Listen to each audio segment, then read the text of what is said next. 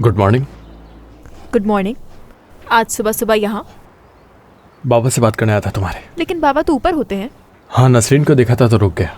देखा था, वो तो गले लगाकर दिलासा दे रहे थे उसको। गले लगाकर? वो रो रही थी बैरन। और तुम खड़े यहाँ उसके आंसू पोंछ रहे थे। तुम्हें समझना बहुत मुश्किल है बैरन, तुम खामोशी रहो तो बेहतर होगा। क्या गलत कह दिया है मैंने तुम्हें? तुम यहाँ खड़े एक नौकरानी को अपनी बाहों में लिए हुए हो। तुम जानते नहीं बाबा को ये सब बिल्कुल पसंद नहीं। ऐसा तो कुछ भी नहीं किया। तुम्हारे घर में उसके साथ कैसा सुलूक होता है इस बात पर रो रही थी वो। तुम यहाँ आकर पागलपन कर रही हो। उस दिन जो कैफे पर देखकर उसने कहा, उस बात पर माफी मांग रही थी वो। तुम लोगों ने जो कुछ किया। क्या किया है मैंने? बताओ कि मुझे क्या किया है।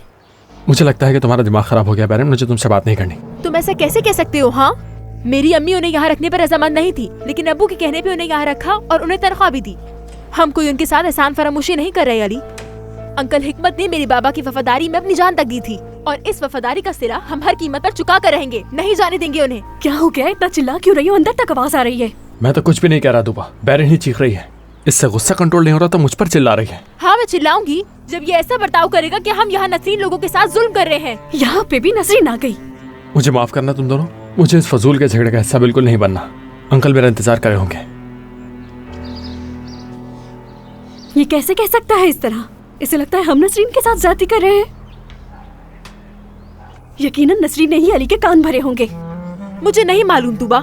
जब मैं आई तो नसरीन यहाँ खड़ी रो रही थी और अली उसे गले लगाकर दिलासा दे रहा था। समझ में नहीं आ रहा मुझे ये सब क्या हो रहा है। मैं पागल हो जाऊंगी।